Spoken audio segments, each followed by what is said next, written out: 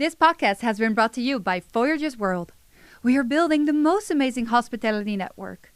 Please visit our website, join us for free, and start participating.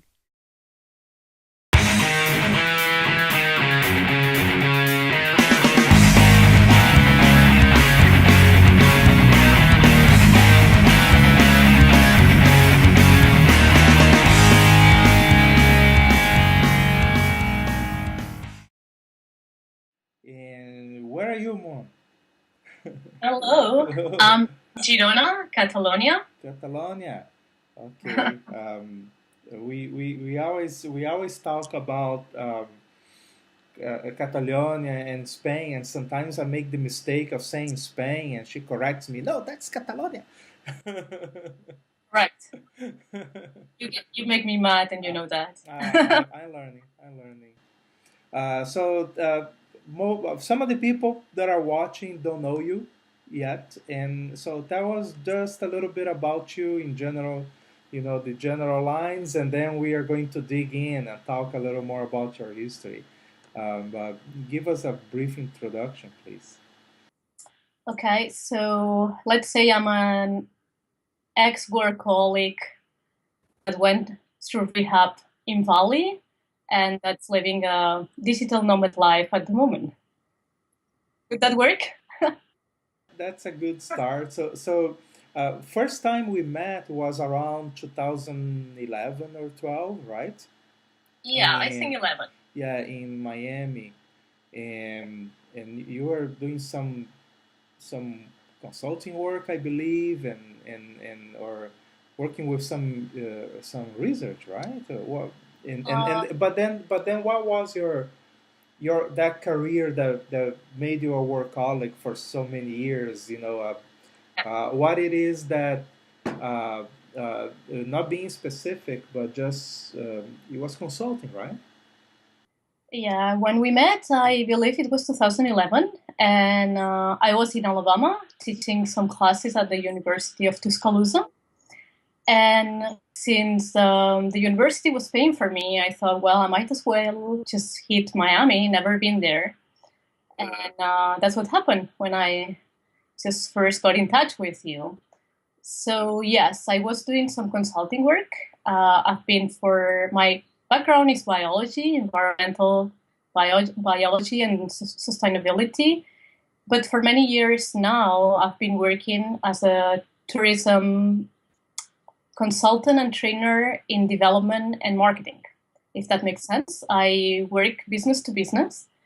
So it happens often that people tell me, oh, you organize tours and so you deal with tourists. No, I don't. I just deal with the companies that deal with tourists that can be in the hospitality world, like hotels, resorts, restaurants, activity companies, or which I like to do best is to work with destinations. And when I say destinations, it's from a tourism point of view, meaning Miami, for instance.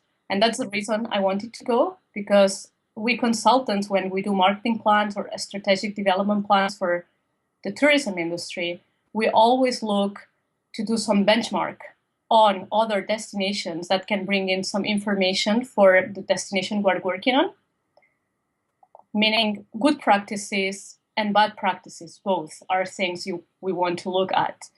So Miami has been on my computer, had been in my computer many times when I was looking into information for mature city destinations by the coast, obviously, because it is still nowadays a great place as per tourism development, it being a mature destination, which sometimes they get into decline very fast because they grow so fast and tourism flows in so quick that the environment and the surroundings start degrading.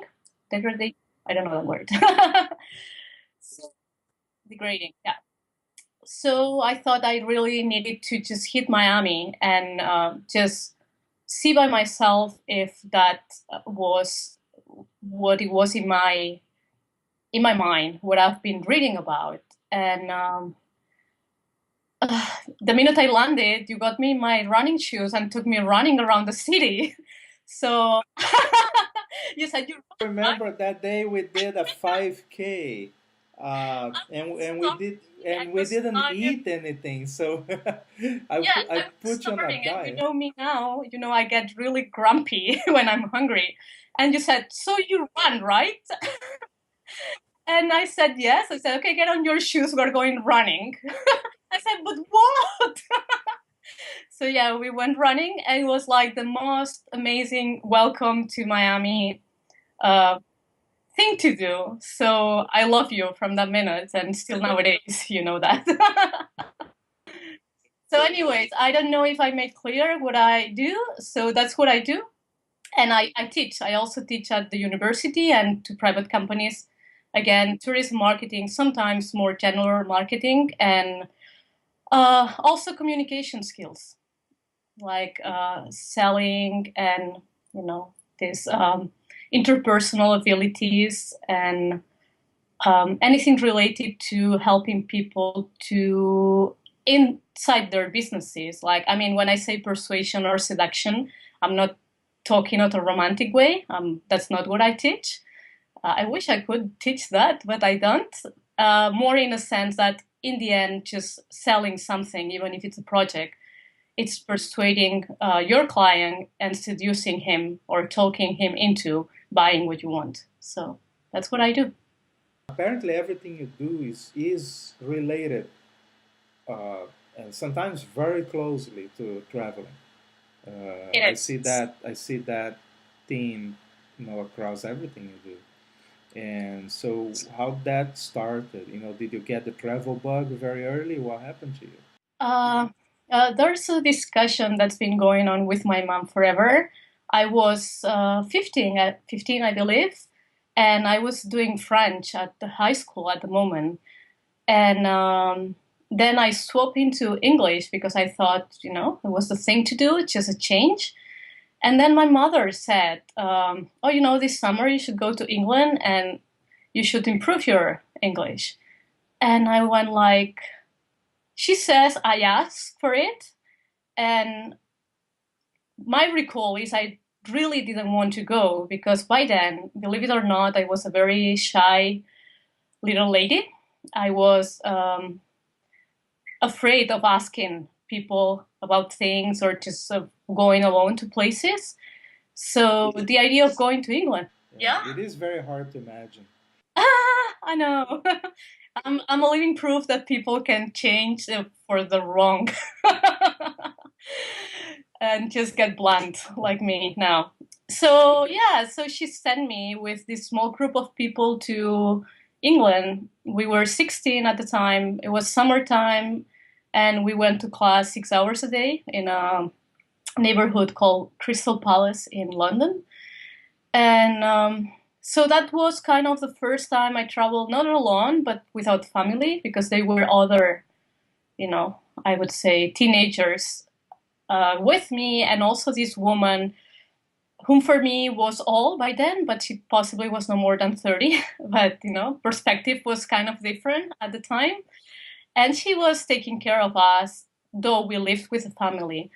So I had a blast, and I really enjoy it. And from that moment on, and for like 4 or 5 summers, I was sent abroad to just improve my English. First in England again, then Scotland, and end up going to Canada, Vancouver, in my last year, I think, I believe.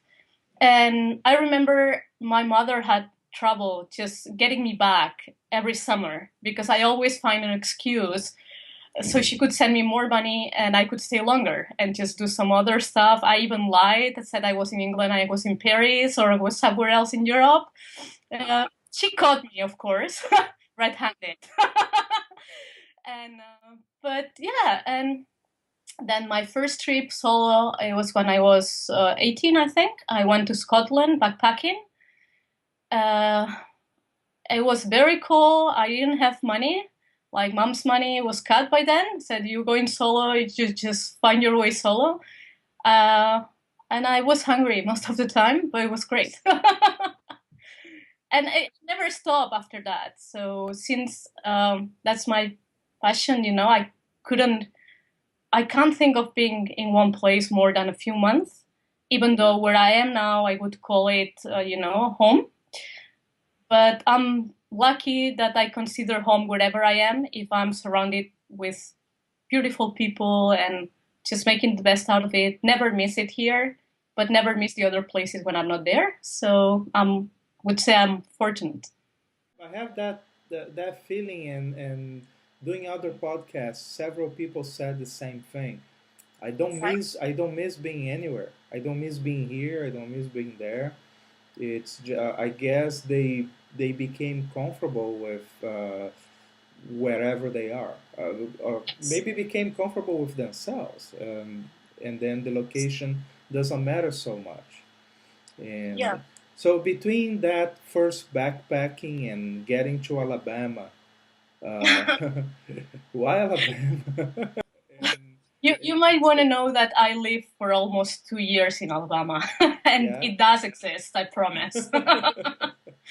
And I never handled the English. Still nowadays, I don't think I can get what they say. Neither do I. Yes, I bet. It's like, well. How did you choose studying in America? Because that's not a small decision. Probably at that today may feel normal, to go to another country and Okay. study. But when you were, in your 18, 19-year-old, I don't know how old were you at that time, it was Yeah. probably a major decision, right? Well, I had been doing some PhD courses previously in California, in Berkeley. So that was my first time, like, spending a period of time in the US. Alabama was, I was working for the Spanish Council for Scientific Research, which is like the major institution for any kind of research, not only science, but also literature, whatever you can think of, when it comes to research. And I was working for them at the moment, doing research on impacts of tourism on coastal environments. And that's somehow how I started working with tourism. It happened a bit by accident. I never chose tourism. I think tourism chose me. That's why I really, really hate to be a tourist. I just I can't go to a place and start like doing tours and going places. I'm sick with that. Just want to be somewhere and make it home and just live on an everyday basis. So by the time I had a boyfriend and he was doing his postdoctoral degree research in Alabama, so I just moved earth and heaven to find a way to get my ass there. You know me, I want it, I get it. So we came up with this research with universities around the Gulf Coast, and the director at the place where I work, at this research institution, he said, well, if you can find a grant or something to be there, it's okay. We can just write a proposal and do some research. And I said, well, sure, I will. So I just got there and I started talking to all the deans in the universities from Mississippi to northern Florida, and just talking them into starting a full grant project together. And it happened. So I managed to be there. I wasn't there full time. I was maybe 2-3 months back here because, of course, my working location was here. But then I would just fly back and just work on that. So for 2 years, I was in and out all the time. So I could spend time in there with my boyfriend at the time. And I've got to say, the south of the US, it's amazing. It's a place you want to just discover. And that's how I ended up in Alabama. We lived in Birmingham. Okay. And so after university, where have you been, and what are the most uh, noteworthy places that you visit? Oh, in the world? I really can't say, people ask me that question, like, oh, so do you prefer Bali or Seattle? I say, well, they can't compare, It's, I can't say. There are places I don't think I would come back. But there's a place that took a little bit of my heart, and it's always going to be there, and I'll always come back. That's Zanzibar in Tanzania. It's an amazing place, and you know, uh, I just end up there by chance. I was traveling around East Africa, and I just there was overbooking in a plane. I was left behind, and I was sent to Nairobi instead of going to Addis Ababa in Ethiopia. And I said, well, if I'm in Nairobi, I met someone. So I can't remember. I ended up in Zanzibar. And the minute I just went down from the stairs in that small plane on a small airport and I smelled the air, I fell in love with place. And you might know what I mean. Can't explain. It's just love at first sight. And I think I just was there for 2 months. Just loved it. I decided to stay. Took Swahili classes. Was very bad at it, but I tried my best. And met friends. Worked with a local NGO. So I would say Zanzibar because that's the one that came to my mind first. And obviously, I love Bali because that's where I'm often now. But I wouldn't live full time in Bali and I wouldn't live full time in Zanzibar. After a little while, I just want to be somewhere in the West. Can't explain. What do you mean by the West? Just as Western countries. Yeah, sorry, Western countries, not the West, because that depends on where you are, of course. So for some people, the West means like Western Europe. For others, it means more like America. You know. Yeah, for me it's the same. Of course, it's not the same. It's different, the US and Europe. But for me, it's still Western culture. And sometimes I like to enjoy the comforts here. So I'll just give you a quick example. And I love Bali. I love the villa where I live when I'm in Ubud.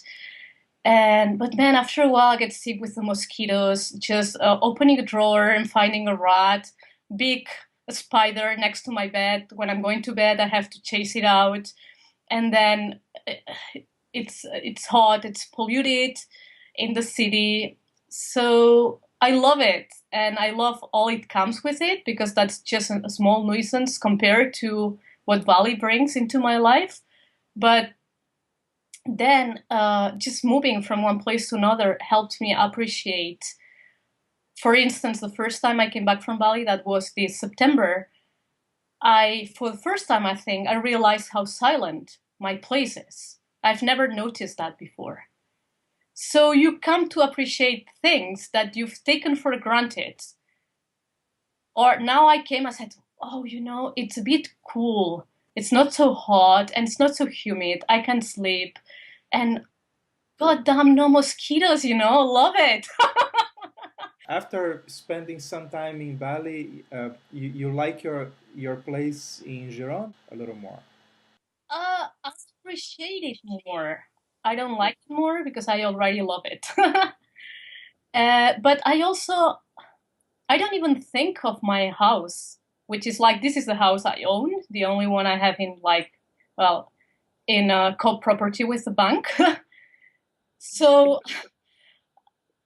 but when I'm in Bali or when I was in Zanzibar or when I've been to all these places I've been in the world, there's usually not one day I think of my house and I say, oh, I miss that, whatever. It doesn't happen. It's just I'm happy, and I'm also happy to realize when I'm somewhere abroad that I have so many things in this house which I'm trying to get rid of now, that then I have only few things, whatever I am.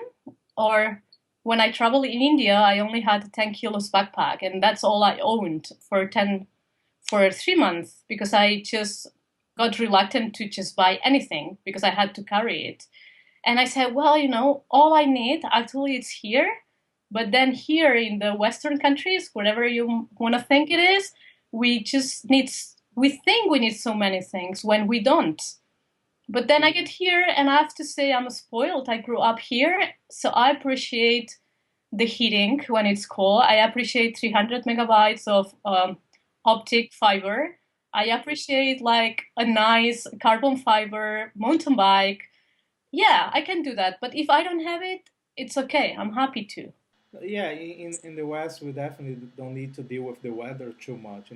You remember being in Miami. If Oh, it is too hot, you press a button and now it's not hot anymore. That's all you have to do.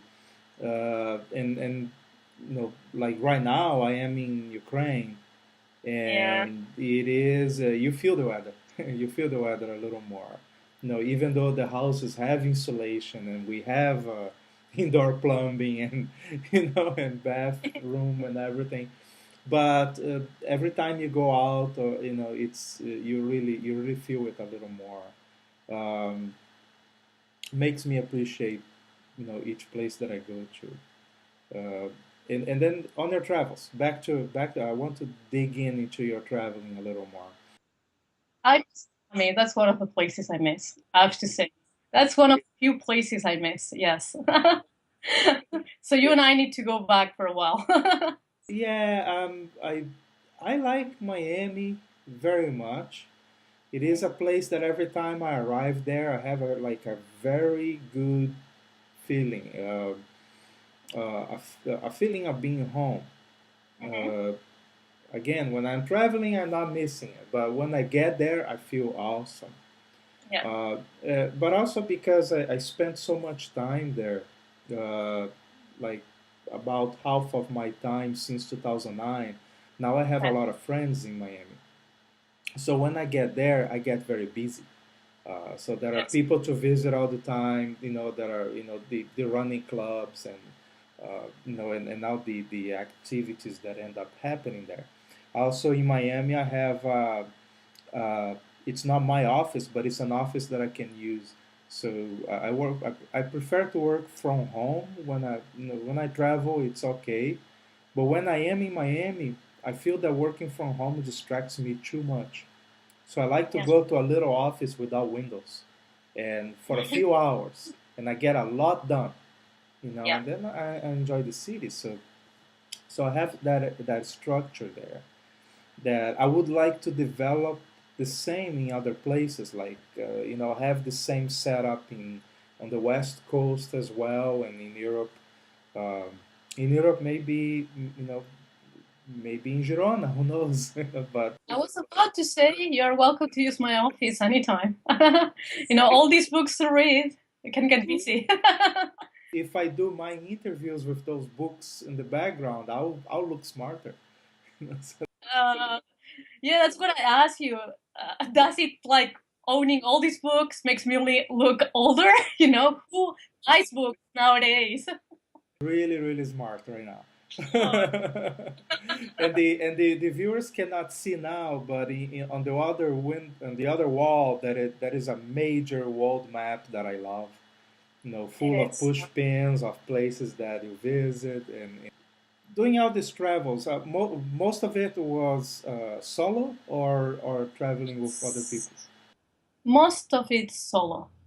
I I'm very picky when it comes to traveling, and it's for me it's an expression of my freedom traveling. So I could only travel with someone who, it's gonna sound really bad what I'll say now, but I get really selfish about what I want to do and where I want to go and what I'm ready to commit to. So I could only travel with someone who's feeling the same. So if in the morning I say I want to go to the beach and whoever says I really want to go to the mountains, of course, if you enjoy time with that person, you might compromise to it. But if you really don't I need that person to say, okay, I'll see you in the evening or I'll see you in 2 days, and everything's all right. No discussion. Because otherwise, it's very intense, and I don't travel Four Seasons, Ritz-Carlton, and buy entry hotels. Even if I could afford that, which I confess I can't, I couldn't, because that's not where I would meet the people I want to meet. I'd rather be at a youth hostel. I have to say, I want my private room and bathroom.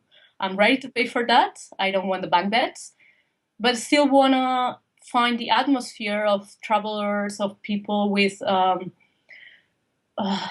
can't find that word now, with just a will to just explore and know and share, which it's not common to find at the Four Seasons. It's everyone is locked in their rooms living their fancy lives.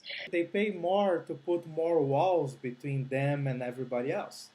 And Yes. and I agree with you.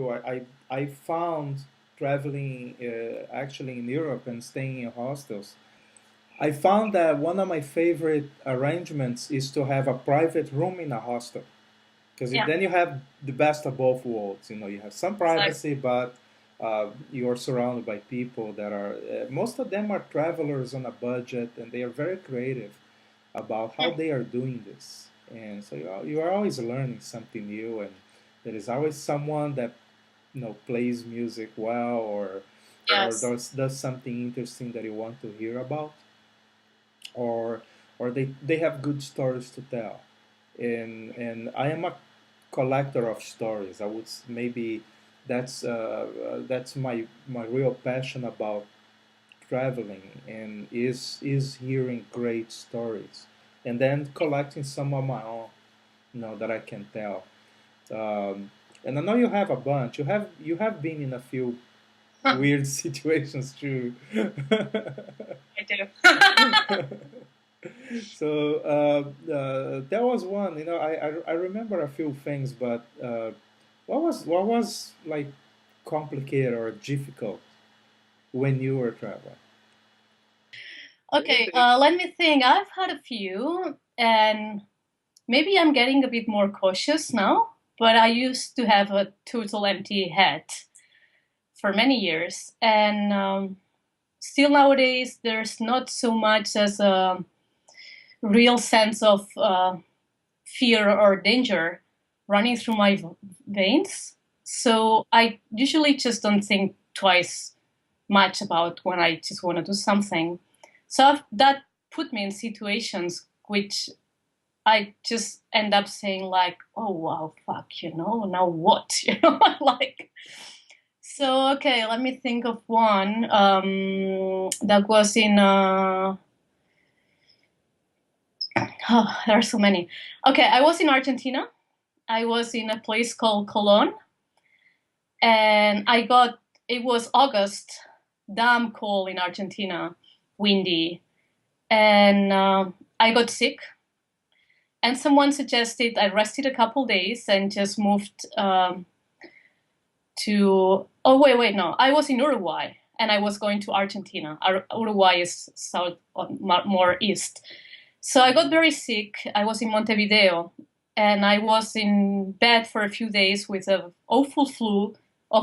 Again, I was alone. So what happens sometimes is people will pity me if something goes wrong. It's happened to me so many times, like older couples will adopt me and take care of me and take me to places just because say, oh, poor girl, so you're here alone in this world, just come with us. And serious, it happens so many times. And so I just rested, and the people at the hotel were taking care of me because I was like really sick. So when I got better, they said, just move to Colón.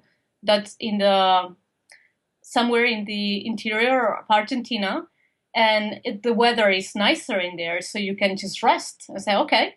So to do that, you have to cross International Bridge. It goes through a river, and it's closed at night for cars. And God knows why I really wanted to cross at night. But I did. So I just took the bus, which arrived in the Uruguayan border, something like at 2 a.m. So my only chance was to wait until 8 a.m. or just walk the bridge to the other side and find a taxi. So everyone I said, they suggested that was too dangerous. So I decided to call a hostel at the other side and get them to send me a taxi to pick me up.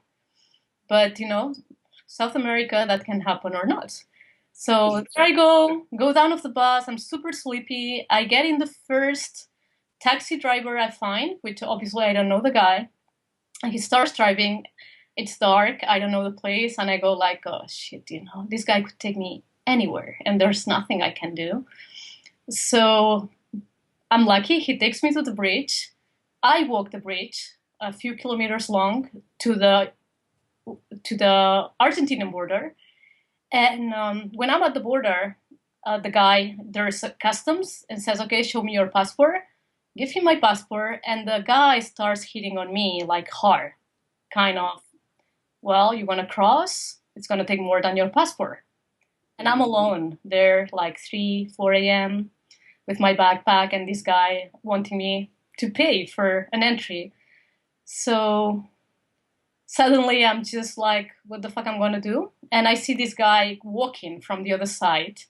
And he says, are you Moon? I said, yes. I said, I'm the driver. I'm coming to pick you up. So the guy saved my day because obviously the custom border agent had no choice but to let me go. My passport was correct. It was like, oh my God, you know? So, and I could tell you like so many of like, I fell asleep on a bus in Quebec going north. I was going to this hostel in the middle of nowhere. So when I open up my eyes, we are like a few kilometers away.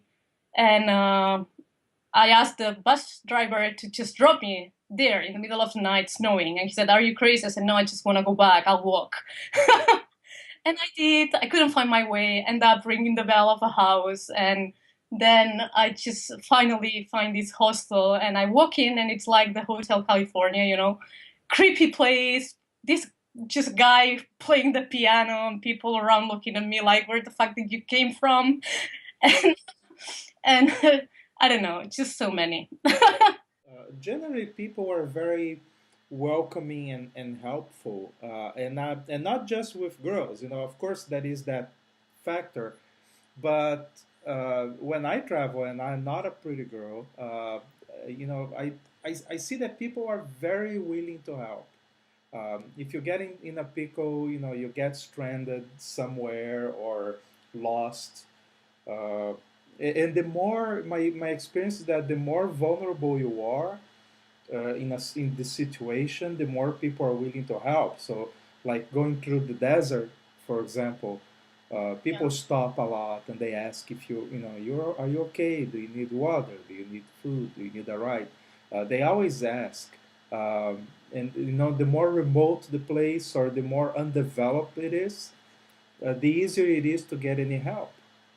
And what is your experience like? To me, it has been that wow, people are really cool Yeah. everywhere.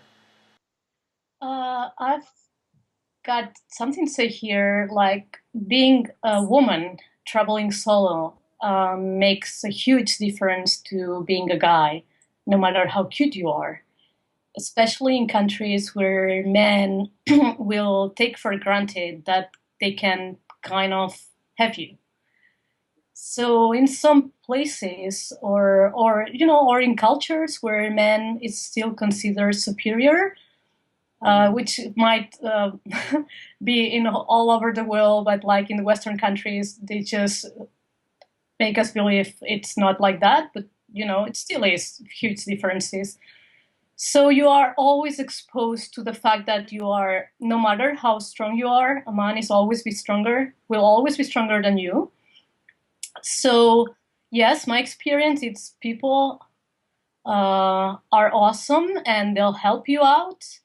And the more remote and the less contact they had with develop like this, because I don't think we live in a developed world. I think most remote places, maybe the tribes in south of Ethiopia, are much more civilized than we are most of the time. The more they'll be kind and they'll want to help you. But then think of, you know, when a guy approaches me and I'm alone, solo somewhere, I always have to think twice what the guy wants. So that creates some stress. And for me, the worst experience was backpacking 3 months in India. I got sick, tired of men harassing me.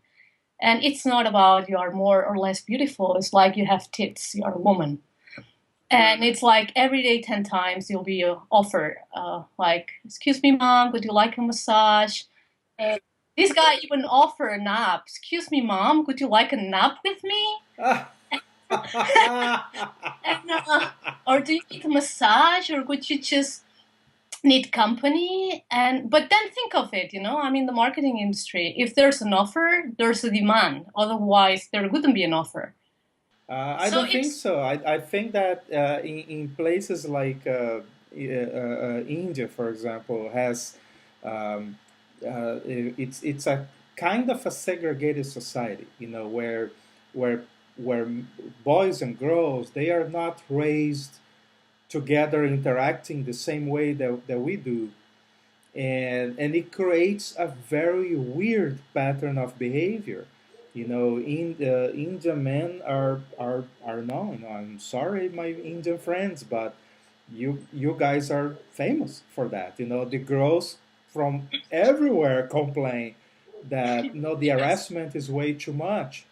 yeah, But that's the same about every country that has a segregated upbringing. Same with Turkey, same with the Arab countries. Uh, and I know that talking anything bad about the Arab countries may reduce the number of my possible travel destinations. No, but that's what I observe. There are a lot of cultures in which it's still normal to consider women, to be less than men, and and stuff like that, which to a certain degree that exists everywhere, but that is just but also to a certain degree you are willing to tolerate that cultural difference. It gets to a certain point that it becomes unbearable. And if you are visiting another country, you are usually willing to take a lot of cultural difference, mhm. but to a certain point, Yeah. My experience it with the reaches a Arabic certain level countries. that it threatens your safety, or threatens your sovereignty. Oh, my English, your sovereignty. So it threatens you.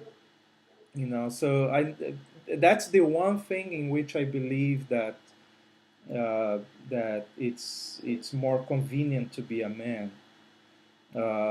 But when you're trying to get a ride in the West, then it's more convenient to be a girl. So, but I Yes. discovered one thing in Arizona in 2011, when Hmm. I met some backpackers in a gas station, and they were two big guys, around 25 or so, and they were traveling with three dogs. And I was asking them, wow, it must be really difficult to get, to hitch a ride with three dogs. They said, no, it never takes more than 5 minutes because of the dogs. Yeah. People are not stopping because they are worried about us. They stop because they worry about the dogs. So I think that where it comes to hitchhiking and getting help, maybe it's better to be a dog. Well, it's gonna be hard to not even in the Kafka metamorphosis.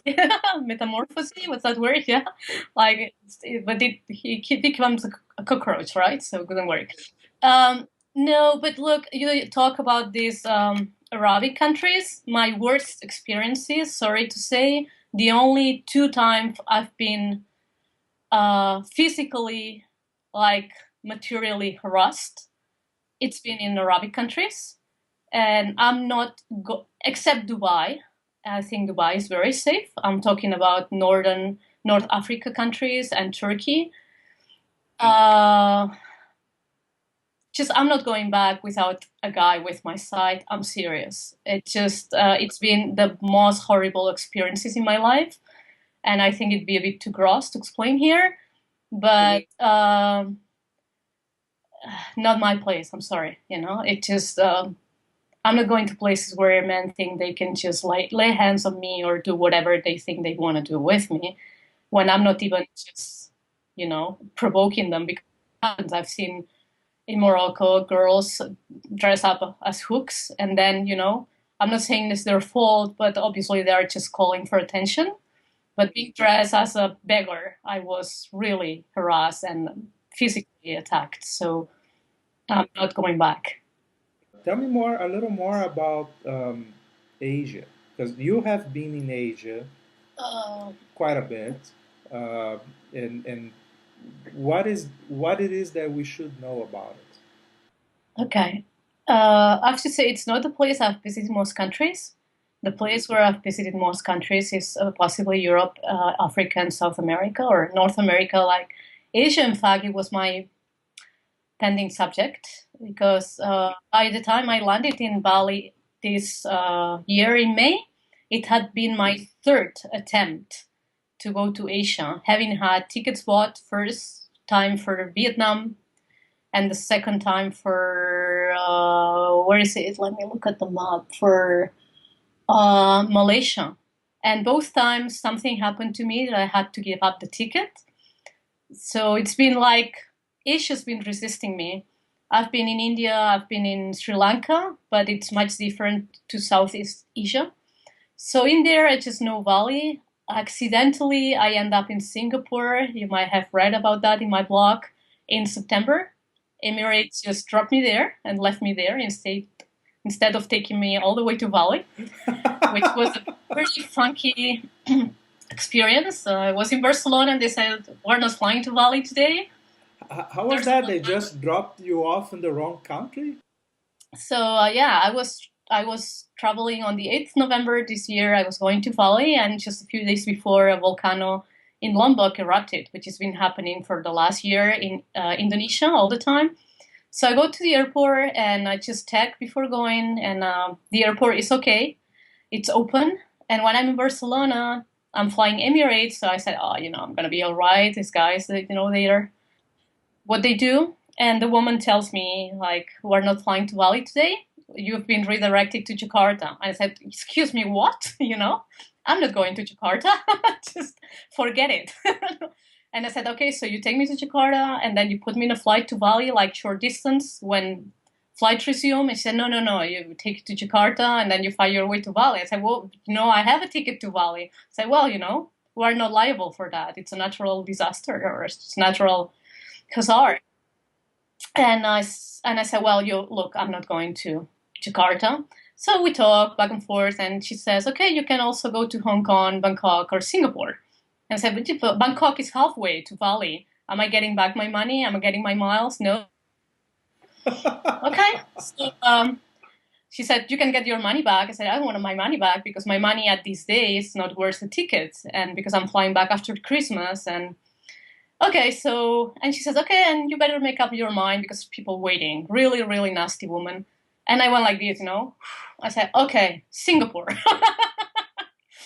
There I am flying to Singapore. Oh, I asked also, just drop me in Dubai. I have friends. I'll wait. When flights resume, I'll just go to Bali. I can wait. You don't have to pay for me hotel, nothing. No, you cannot do that. I said, why not? Because then you have to pay for a penalty fee for changing the flight. I said, I'm not changing the flight, just take me there. 50 miles. So it didn't work out. I said, okay, I'll file a complaint later.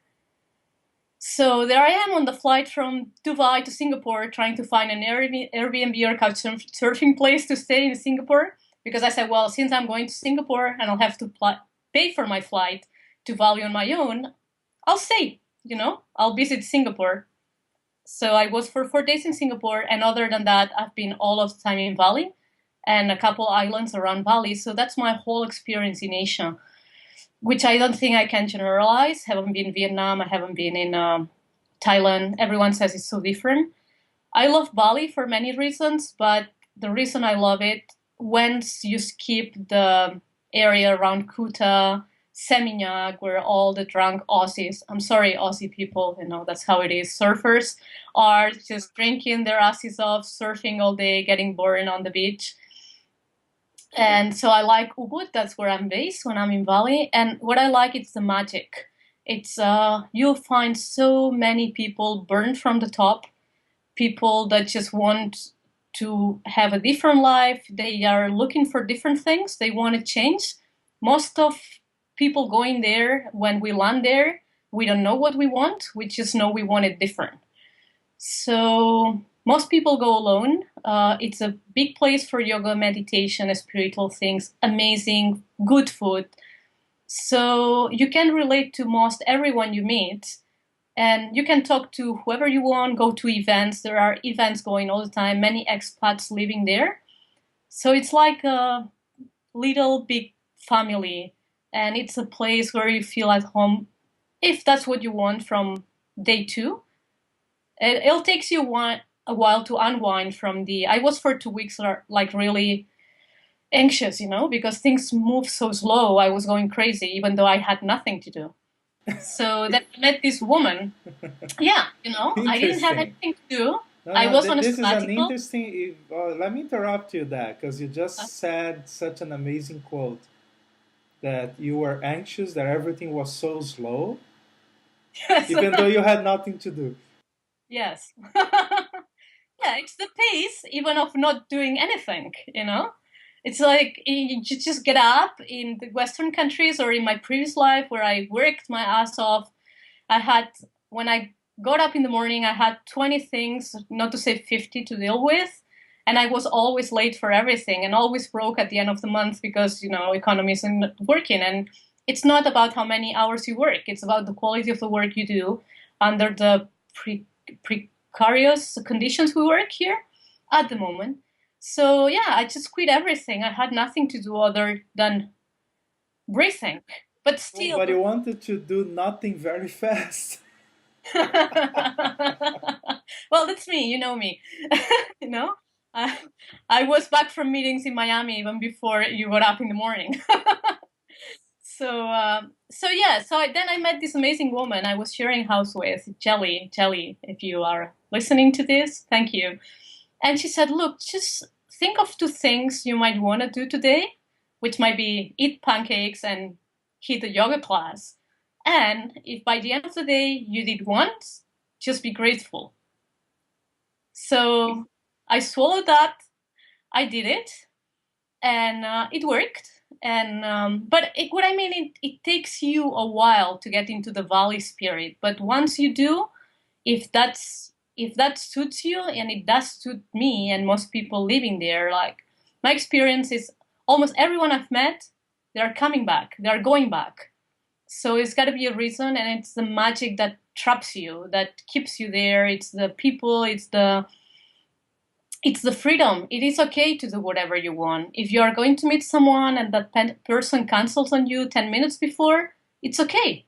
It's their freedom. It's just, I'm sorry. I just feel like I want to do something different. I'll catch up with you tomorrow. And first time it happened to me, I went mad at that person. I said, what the fuck? I'm here already waiting for you. You're telling me you're not coming? But then it got me thinking twice. Said, well, she's got the right. The reason she's here, it's because she want to be free from standards, from protocols, from things you must do. There's nothing you must do in Bali if you don't want to. And people get that. So you are free to relate to others from respect and freedom. And I haven't found any place in the world as for yet where I can do that.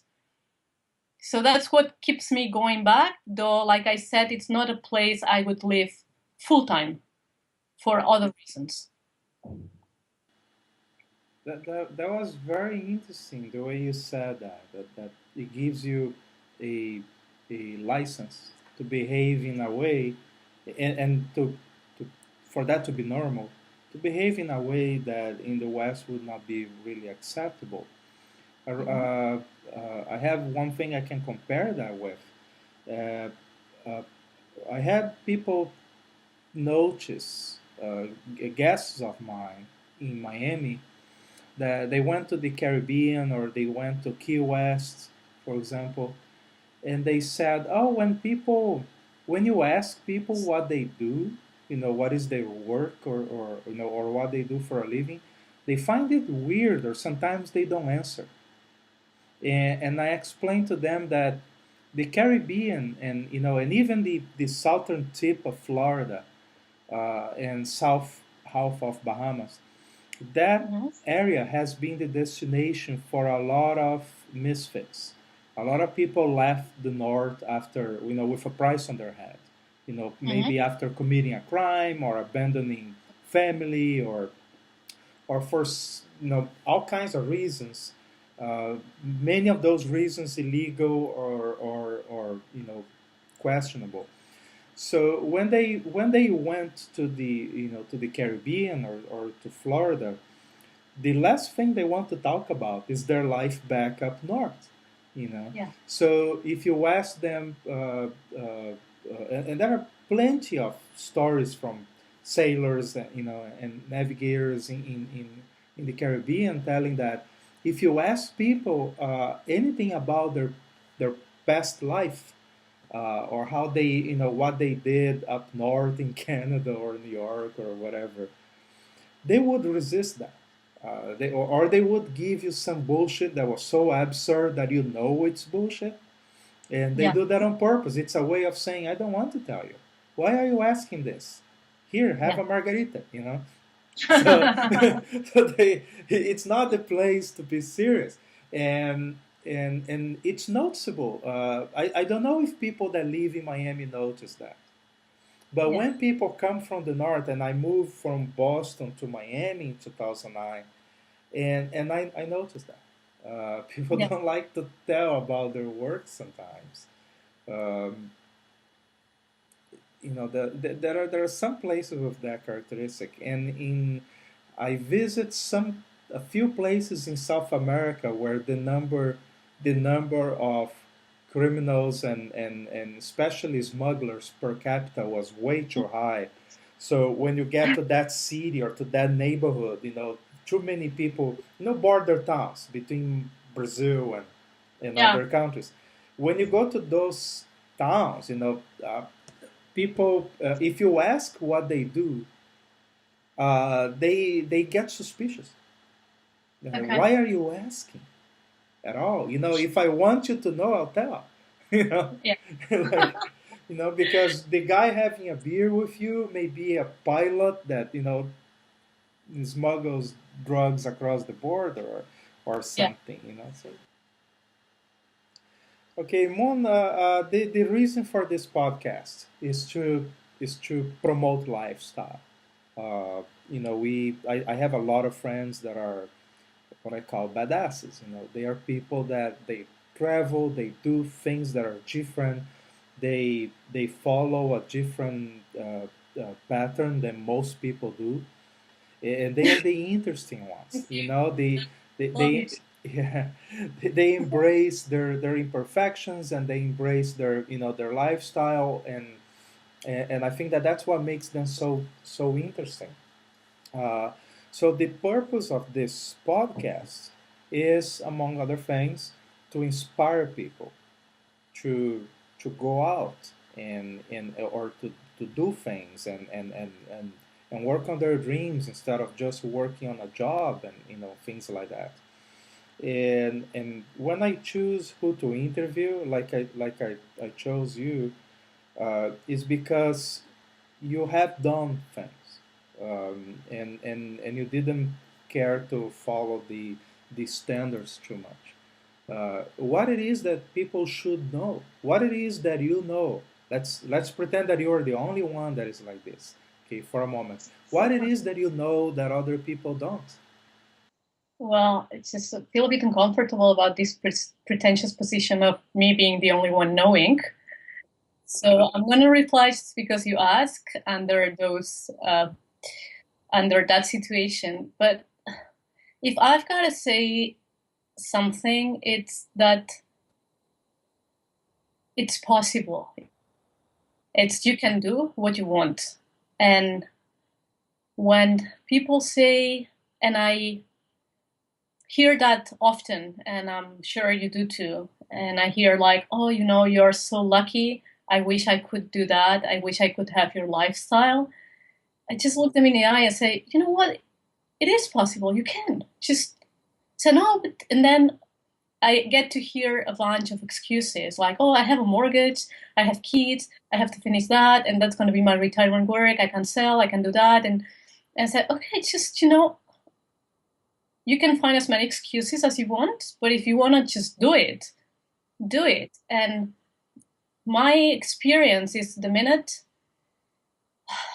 you get the courage to just walk away and stop trying to forecast things which are unforecastable, like what's going to happen when I run out of money. Well, I don't know. I might not run out of money, or I might just, you know, find something that's interesting, or if I do run out of money, I'll figure out when I run out of money. So in the meantime, just live. And it's just stepping out of your comfort bubble. And then another thing I hear a lot is like, oh, you're having this wonderful life in Bali. Don't you have some space in a room or in your suitcase so you take me, with you? And that one really pisses me off, I have to say. It gets on my nerves. It says that, okay, so I take the risks, I gather the courage, and you just nicely come and enjoy what I got. It's like... Exactly. So how Yeah, I easy is took all that? the risks. I figured out how to do it, and then you just want to hitch a ride. Yeah, it's the free riders, It's the same in marketing and in businesses, the free riders. So it's just in one sentence is you can do whatever you want with your life. Having kids, having a mortgage, being short on money, it's not an excuse because there's always a way. When there's a will, there's a way. And if you believe it's possible and just start walking, take the first little step towards what you want. And it's happening these days. I catch myself laughing alone sometimes because things fall into place just, because I just want something to happen and I believe it will be all right, and it happens. And then I say like, oh, fuck, like, wow. And it's the universe starts working for you, but it doesn't work like in the, that book, The Secret, like I'm going to have my dream board and I'm going to really believe I'm going to win the lottery. But in truth, you don't believe it. And it can't be passed on to anyone. It's a deep, genuine feeling that what you do is all right, and that's going to be all right. And that my mother keeps telling me, so how many do you have left? Because at this point I haven't worked since May, so I'm starting to work now in my new project, but I didn't make money since May. And so she says, so you still have money? I say, yeah, little, going down.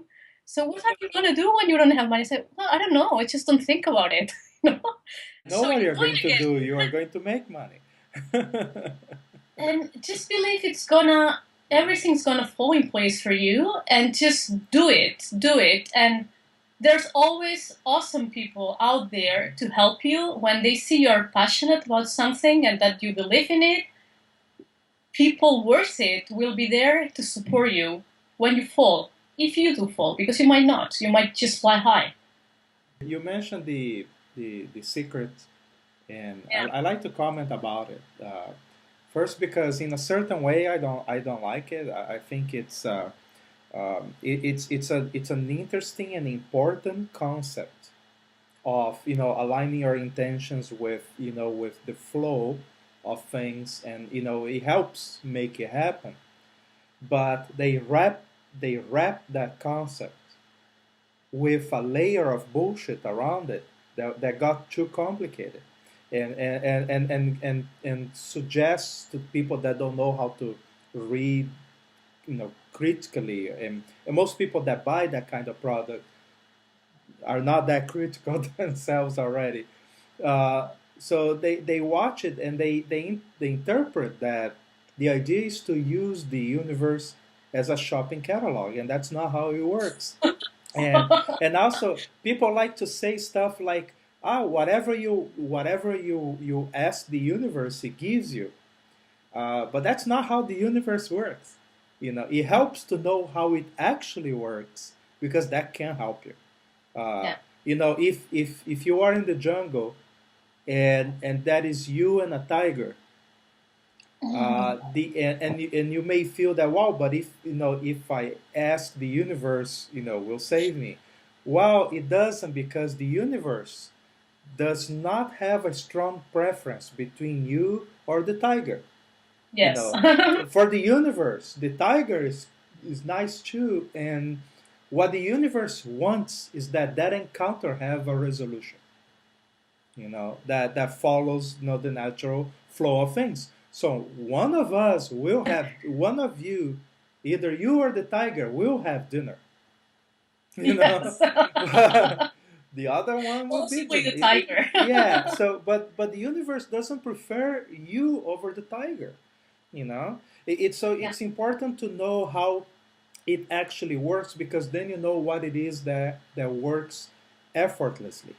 No, so for example, gravity pushes things down, but when a tree is growing, it's growing up. It's not having to struggle against gravity. It's doing that in a way that is natural, and that is doesn't need a purpose, and it definitely doesn't need mystical bullshit around it. You know, the tree grows without it. But knowing what are those natural laws and tendencies, and and how things flow, and then aligning you with that, and especially knowing where opportunities can come from and being ready for them, that helps a lot. Yeah. And that's the part that really works. That is a phrase that will be one of my next tattoos, that says fortes, fortes fortuna juvat, which means that luck favors the bold, Yeah. or luck favors the one that is prepared, you know.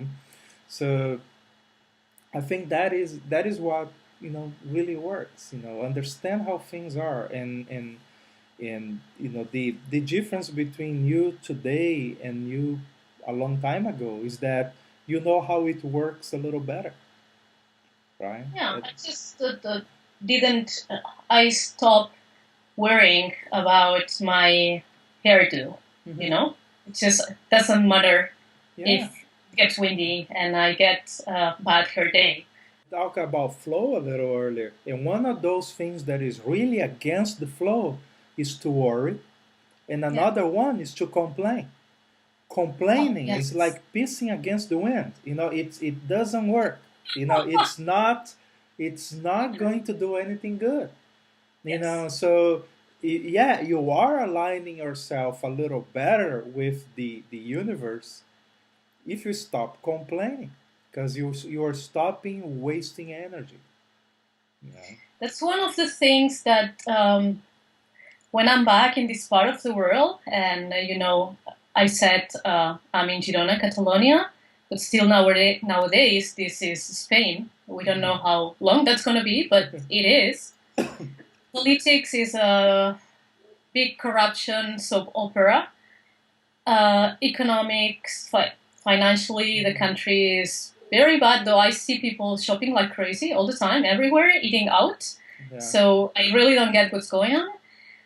But one thing that I notice, like I said, when I'm back here, I'm grateful for the silence. I realize the drier atmosphere. I won't say dry because Girona is pretty humid, but compared to Bali, it is. Yeah. And, no mosquitoes, no ants, no spiders, no rats, no snakes in my room.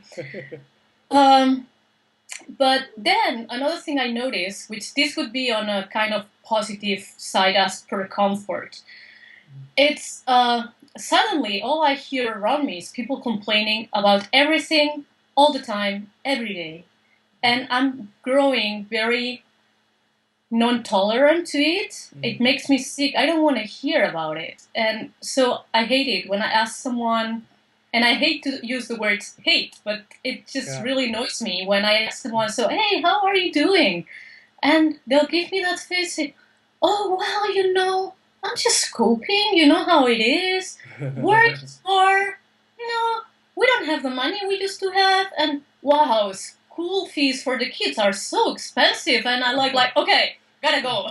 Yeah. I heard many times people say something about Americans. They say that Americans don't say stuff they don't mean. Like they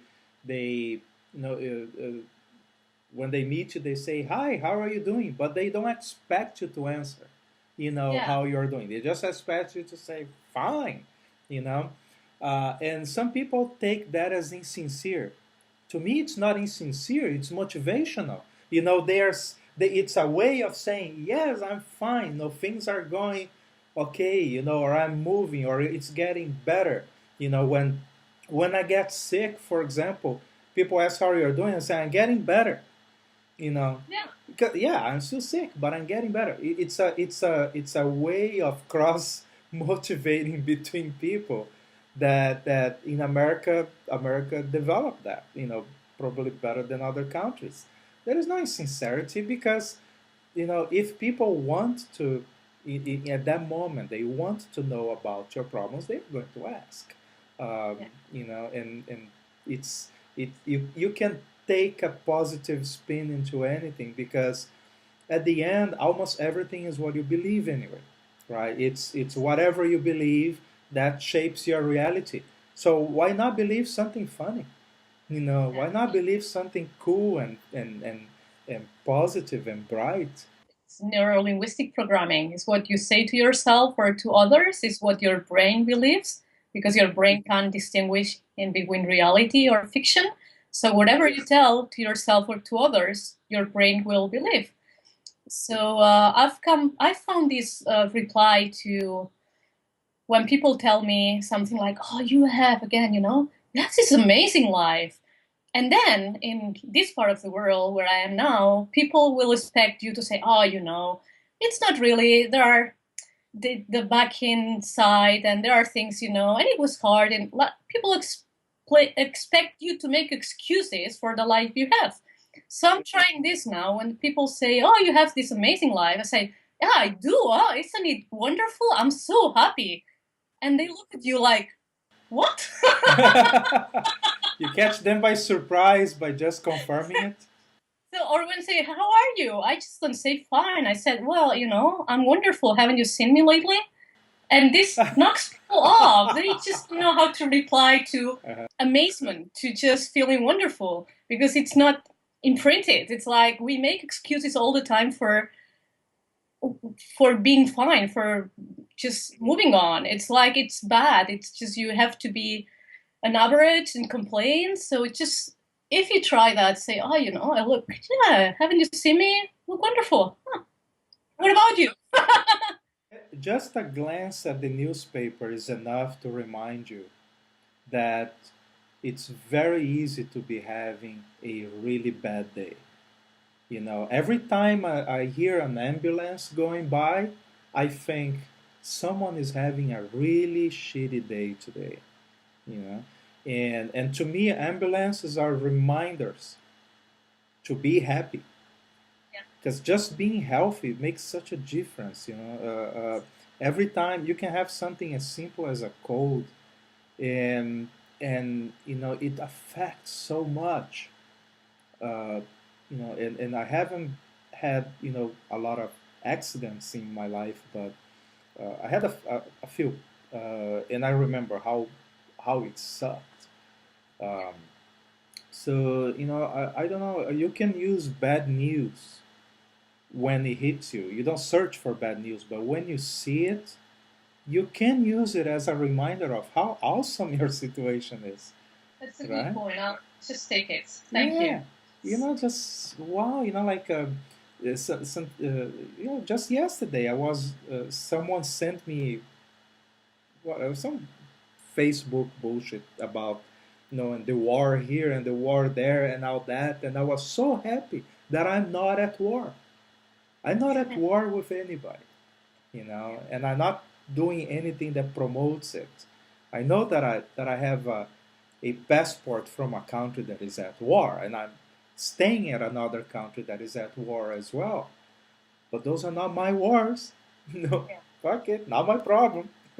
So it's a better way of thinking. Does it make it not my problem totally? I don't know. Probably not. You know, but just thinking that way makes me feel better, makes my day goes nicer, and I have more fun, and it helps. And if one day I am in a position of decision that I have to take a decision that affects the outcomes of other people's lives, yeah, then yes, I'll take it seriously and look at the situation, and I'll probably be a politician at that point. But right now I'm not. I'll vote you for president of the Yeah, U.S. I read a very interesting book called Flight of the Eagle that tells the story of this military guy, American, that he was sent by Ross Perot to Iran to rescue some workers from Perot's company that they got taken by the Iranian government, I believe, or they were in a pickle there during the revolution, and they had to go there, and there was a possibility of it was a life and death situation, and they had to bring a lot of money, and I don't remember if they were also prepared for combat. He definitely was. He was an experienced military guy, but he managed to find ways to smuggle them all the way to the border with Turkey, and then they Mhm. crossed the border, and then from Turkey, Peru arranged an airplane to take them from Turkey back to America. And Right. during that flight, the airplane was having problems and it was going down. Wow. And it was one of these private jets, so it had a bedroom. And this guy was, I don't remember his name now, but this guy was sleeping. And someone went there and woke him up and said, "The airplane is going down. It's going down." Like So he so said, you "Yeah, wake but I'm up. not a pilot." And he rolled and went back to sleep. So yeah, if there's something you can do, it's I think the attitude, it's just be grateful every day for all the blessings you've been blessed with the life you have, with being healthy, having two hands, two feet, two ears, two eyes. Just that, how great is that, to have people around you that care for you. And so we tend to just find what's not working instead of thinking of what we have in our lives that's working and that we should be happy with, blessed with. And I think that makes a huge impact in your life when you realize and you start looking at the positive things instead of the negative things. And again, we live in a society, or at least I grew up in a society where we tend to look for what's not working. And I people will complain, oh, this happened. I say, well, it's okay. And also realizing that whenever something is not working out the way you expect it, and at that very moment it might be something, bad because you want it different. It's a huge opportunity for change and for opening new doors, for observing other possibilities in your life. Whatever it is, might be like you just sucked from your work and you really liked it, or your partner just cheats on you and just leaves you, and also swapping from the victim part, like being, oh, he left me, oh, they don't want me at work anymore, I'm not good enough, to the other side and being proactive, saying, he dropped me, so he's lost, I've got so much to offer. I'll find someone else who appreciates that. Or at work, they don't appreciate what I do. Whatever, they want someone else. And sometimes when someone wants something different, again, be it work, friends, love, it doesn't make you less worthy. It's like, I don't know, I don't like cilantro, but I think Vietnamese food is really good. It's not a personal thing with cilantro. It's just I don't like it, so I don't want it in my dishes. You don't So like it's cilantro? no, I'm just working on it, but I'm getting there. So Nobody's perfect. Don't worry. I know. But what I mean is like it doesn't degrade you as a person, and so you shouldn't take it personal. It's not about you, it's about preferences. And so the same when something happens in life, even if it's like, oh, I don't have enough money and my laptop just crashed on the floor. It's a drama. So okay, yeah, in that moment it's very bad, but so what, Are you still breathing? Are you still healthy? Do you still have people around you that cares about you? So what? So I think that's the attitude that makes your life easier, and that just get up with a smile. Just go to the mirror and just smile at yourself. And suddenly you have this rush of different hormones moving in your body because you can't be worrying and laughing at yourself at the mirror. So just I do that sometimes. Just go to the mirror and say, okay, so are we having a good day? Yeah, we are. So And a lot of problems are not real. I would say they're abstract. A lot of problems are truly abstract. Like and a good metaphor that I have for that comes from a joke in which this guy says, "Well, now I have." It was from a Louis C.K. joke. He says, that his balance on the bank was minus $60. So he said, "I'm worse than broke. I am below broke at this point." So yes. and then on the joke he says, so if someone is giving something for free, I cannot take it because I can't afford it because I don't have zero, right? So, but that would be a completely now taking it seriously. A lot of problems are like that. They are abstract problems that people are extrapolating to the real world, into the physical world, right? Because it's impossible for you to have minus $60. You don't have. It's like looking at your shelf, emptying part of your shelf, and saying, "Here I have minus 3 books." How can you have it? You can do that in the accounting of it, right? In the inventory of a product or something, you can, in a system, have a minus, but there is no way to find that in reality, right? If your computer says you have minus 3 books, it's just abstract, right? So Yeah. so many times people are not distinguishing between an abstract concept that represents a problem, for example, and the physical reality of their life. Um, and then sometimes also they are looking at it on a very abstract level that doesn't help. So when people tell you, "Oh, it's so amazing, you have an incredible life, how can I do it?" I think that's a useless question because it's too it's being asked at a level that is way too high.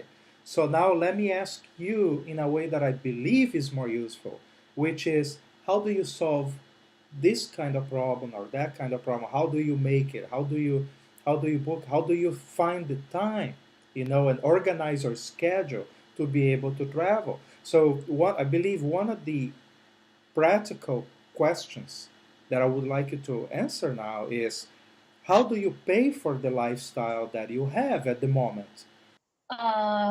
Okay. So basically, I sold some stuff. I didn't have. I had some savings before 2010, but I had the incredible idea to quit a very well-paid job as a project manager in Barcelona in 2009, thinking it was a very interesting experience because I went broke, like minus many euros in the bank and mortgage and everything to pay on my own. But it was would you just say like a humbling shower? It was a humbling shower because at that moment I was cocky. I was like so proud of myself. Like, I'm so good, I can quit this job and I'll get projects, not to worry. I'll just manage. And I went blank for 2 years, couldn't land one project, couldn't get a job. So I ended up using all my savings, went broke. And then I created not the company I have now, like the previous one. I started making some money, but it's a period here in Europe where saving was out of the question because you just make enough money to make it happen. So I sold stuff. I sold some properties I have, small ones, which my mother thought and people thought I should keep for when I am older.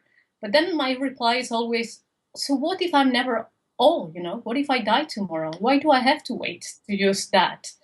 So I sold stuff and I've been living on that for this month. Still have some money left. Just started working now.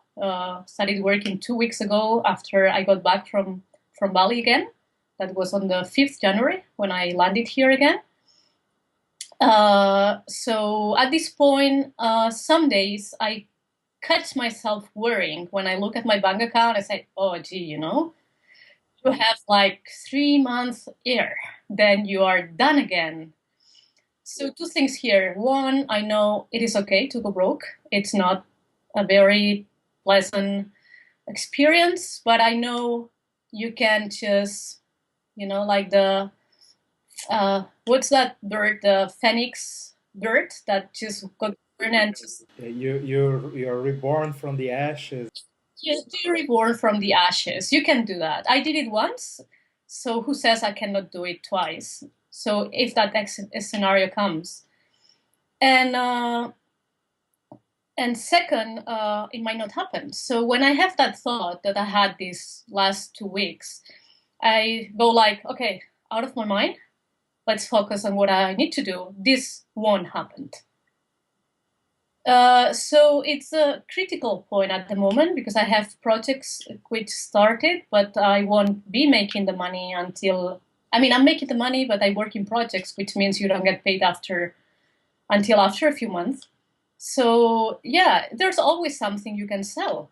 Just look around you, sell your bike, sell your car, sell your apartment. If you really want it, that's not an excuse. Say, I have a mortgage. Okay, sell it out.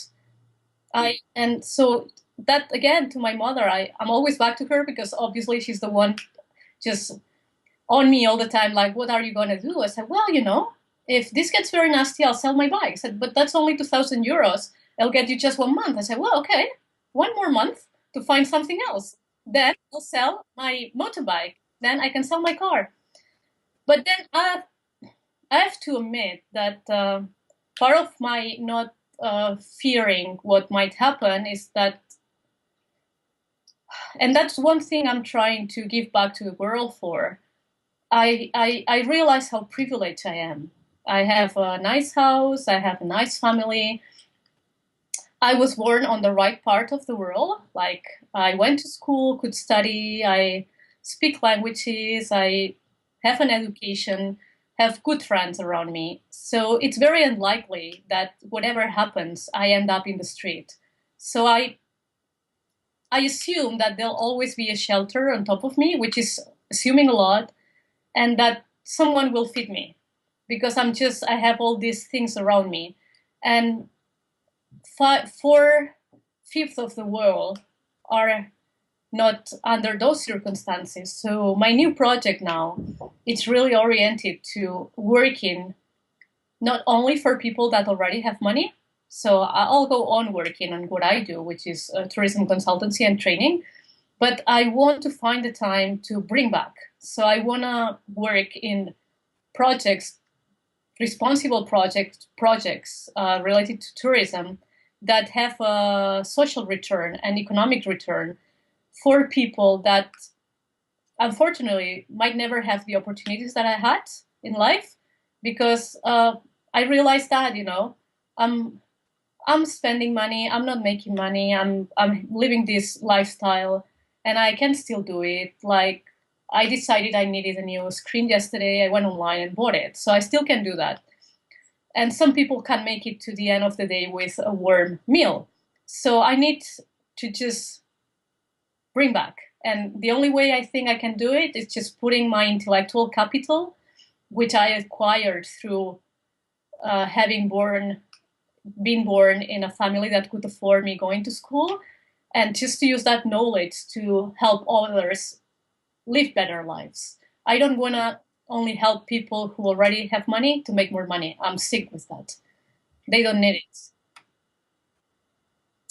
So I just believe I can. That's the answer. And that's the title of my new website. Just have the bravery to follow your heart. Let's do a little bit of a plug here and talk about your business, Okay. just for a moment. Hey, promo time. Okay, so my new site, it's munbau.com. That's my name. Easy. And it's not a company, it's a flying solo project where I'm stepping back from being the project manager of consultancy projects, like finding the clients, dealing with the licitations, with the guarantees, with clients. And I don't want that. I know someone told me recently, why do you want to just be a consultant when you can be a project manager? And I said, I know I can be a project manager. I've proved that in my life. It's just I don't want it. I just want the freedom to have someone to deal with all that. So now what I do is I just look for big firms, international firms, that do consulting around the world related to tourism development and marketing. So whenever they have a project, let's say it's a strategic or marketing plan of a destination, which could be, I don't know, why not Bali? Actually, I'm trying to get there. I'm trying to find the right contacts to do that. So imagine this consultancy firm, they need to put up a project and they need a team. So as it works is that they look for consultants in different places in the world that have the expertise and the knowledge to do whatever part of the project that needs to be done. Like for me, it would be product creation, promotion, commercialization, and sustainable tourism, everything to do with making the project responsible from sustainable, economical, and social point of view.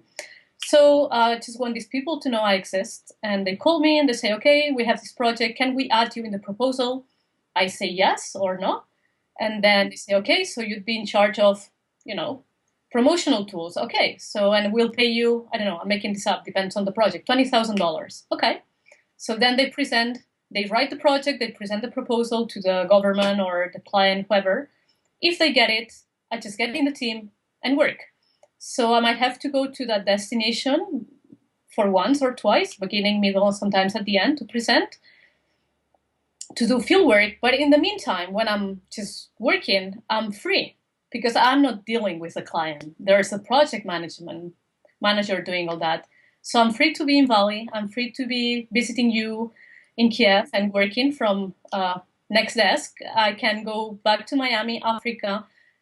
All I need is my laptop, and that's a must. I need a good internet connection all the time because living in different time zones might mean that I have a meeting 3 a.m.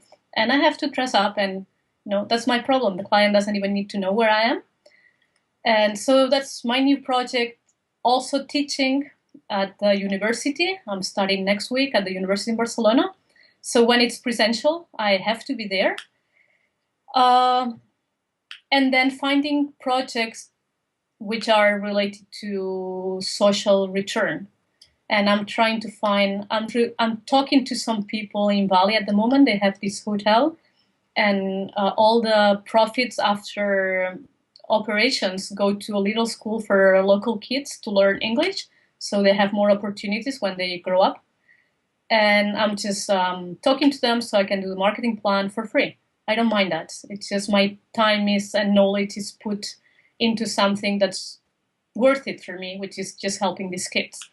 So that's my new project, just moonbau.com, and but it's under my personal brand because I figure out, and it's you go there and some people say, oh, why would you post these photos about you doing yoga, going outside down, or eating, and I said, well, they said, yogis are not your target. I said, yeah, but I need people who want to work with me to know who I am, what I do, and what are my terms.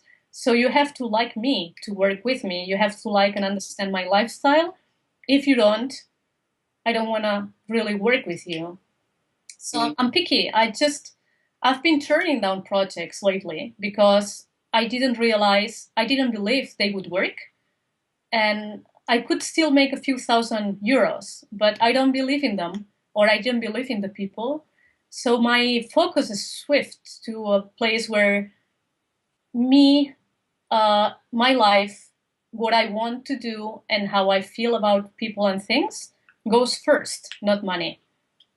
At this point, I'm not that desperate, and I believe there's always something else coming. So that's why the name is a personal brand, because it's about, I sell me. You want to work with me?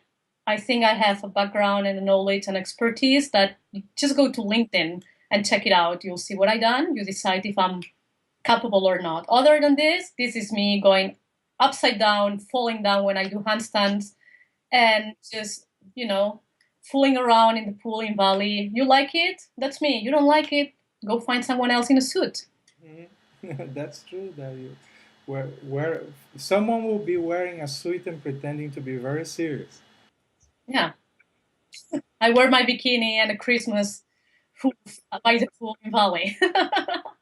All right.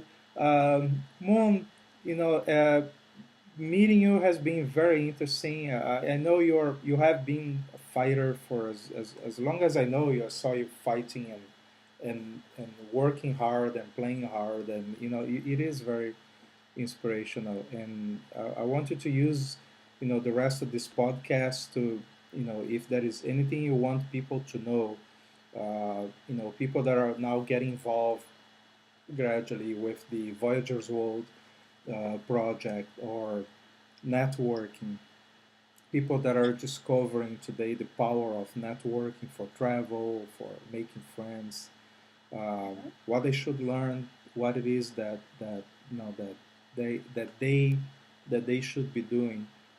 And on that note, I want to close the podcast. So it's your space now. Okay. They should learn how to smile all the time. And that's something else I learned in Bali. You just are there and everyone smiles to each other. Even when, I'm there just driving my scooter around the crazy traffic in Ubud, and someone will just go on the horn to scold me for something I did wrong, which is very easy because you never know in which direction you have to move. But then I look at them and they'll just do that smiling. And and I believe a smile opens most doors. And then something else is it's not about your technical and professional capacities. It's more about your interpersonal skills, the way you deal and you are respectful to people and you just interrelate to them, that will get you through. Because you might be super tech, rocket engineer, but you might be an asshole, unfriendly, so you'll get stuck. So I would say just if you want to go, pack your bag, don't worry about the money, you'll figure it out, go discover the world, smile around, and you'll end up meeting wonderful people that at a point they might cross your path again. And it's happened to me so many times. Just I meet people and then we collapse again, and they'll remember you for whatever project, and they'll simply trust you as a professional. Like if we're going back to how are going to sustain this lifestyle, they'll trust you as a professional because they like you as a person. They think you're trustworthy. Someone told me that recently in Bali. Just met this guy, French guy, Vincent, if you are there, hello. And he said, I just met you a few hours and I've never, I don't know who you are, but I already really trust you. Just I would do projects with you. I would just go places with you. It's just because it's personal. Just make it personal. A smile. Be kind to people. Respect them. Everyone's got their moods and their difficulties, and you're just watching at them from another point of view. So you can't just judge. Don't judge because you don't know what's going in their lives. Just accept who they are, smile, and go around, meet people. That's about it. That's what I think. There's not many people that can resist a truthful smile. Yeah, if they do resist you, your smile, your charm, whatever charm it is. I'm not talking about physical beauty or anything. Just you as a person, being a beautiful person. That's what I'm aiming to. Just become better, a better person every day. And just be more compassionate. And yoga, I have to say, yoga is helping me a lot. So that's something I'm embracing really strongly now, because yoga takes me out in the world with a much different attitude in many, many senses, which would be another full podcast, I think. Yeah, definitely. This is not the last podcast we do. As we travel and we meet, our paths cross. We'll do other podcasts and updates and tell more stories and drink together. Excellent. I'll be very happy. All right. Thank you so much, Moon. It was amazing. we appreciate Thanks. you, and it was an honor to have you here. Thank you very much. Namaste. Thanks to you. We hope you like this podcast as much as we like to produce it. This has been made possible by the efforts of dozens of volunteers, supporters, partners, and visionaries that are helping us build Voyager's World. Please visit our website, join us for free, and start participating.